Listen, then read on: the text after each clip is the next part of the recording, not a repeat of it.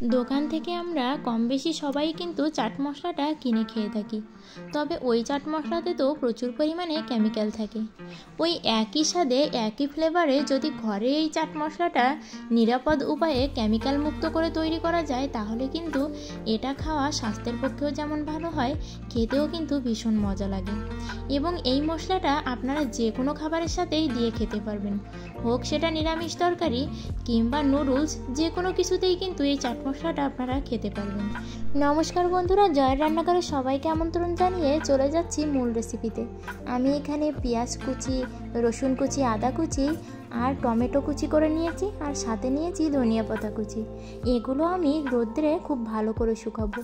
যতদিন না পর্যন্ত এটা গ্রাইন্ড করা যাচ্ছে, মানে গুঁড়ো করা যাচ্ছে, ততদিন কিন্তু আমি খুব ভালো করেই এটাকে শুকিয়ে নেব।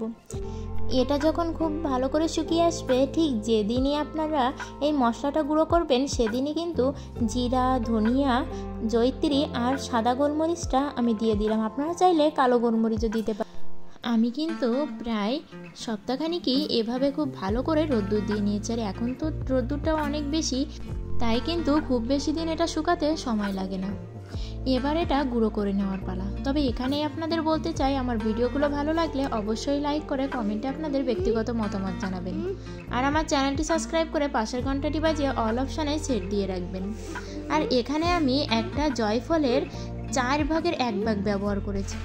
জয়ফলটা বেশি পরিমাণে ব্যবহার করলে কিন্তু একটা উগ্র গন্ধও লাগবে, আবার খেতেও কিন্তু খুব বেশি মজার হবে না। এবার আমি সবগুলো মশলাই একসাথে দিয়ে গুঁড়ো করে নেব। আর এই ভিডিওটা না সত্যি আমি সপ্তাহখানিক আগেই করেছি, আর এডিট করে ছাড়তে একটু সময় লেগে গেল।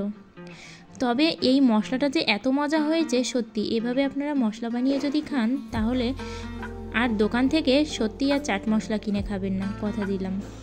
আর ভিডিওটি কিন্তু শেষ পর্যন্ত দেখবেন। শুধু এইটা গুঁড়ো করলেই নয়, এর ভিতরে কিন্তু আরও কিছু মশলা অ্যাড হবে। সেগুলো দেখতে চাইলে ভিডিওটি শেষ পর্যন্ত দেখবেন। এখানে দেখুন আমি মিহি করে এটাকে গুঁড়ো করে নিয়েছি। তবে খুব মিহি করার জন্য আমি কিন্তু একটা ছাঁকনির সাহায্যেও এটাকে সেঁকে নিয়েছি। আর আলোর জন্য কিন্তু আমার কালারটা এখানে ফ্যাকাশে আসছে, তবে ভীষণই সুন্দর রং এসেছিল কিন্তু এটার। এবার এর ভিতরে একে একে আরও কিছু গুঁড়ো মশলা অ্যাড করব। এই গুঁড়ো মশলা অ্যাড করলে কিন্তু এটার স্বাদ আরও বেশি বেড়ে যাবে। আমি এখানে বিট লবণটা ব্যবহার করেছি। আপনারা চাইলে সাদা লবণটা ভেজেও ব্যবহার করতে পারেন, তবে বিট লবণের স্বাদ কিন্তু একটু বেশিই হয়। বিট লবণ এই চাট মশলাতে দিলে এটা একটু বেশি মজার লাগবে। আর এখানে দিয়ে দিয়েছি পরিমাণ মতো ঝালের গুঁড়ো, আর দিয়ে দিব টেস্টিং সল্ট। আমি এটা দিয়েছি স্বাদের জন্য। আর এই টেস্টিং সল্ট দেওয়াতে কিন্তু এটা একদমই ম্যাগি মশলার মতো হয়ে গেছে।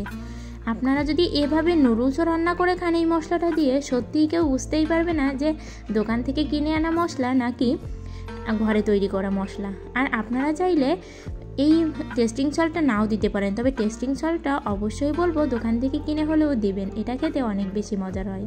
আজকের ভিডিওটা এ পর্যন্তই। ভালো লাগলে লাইক কমেন্ট করে বন্ধু হয়ে পাশে থাকবেন।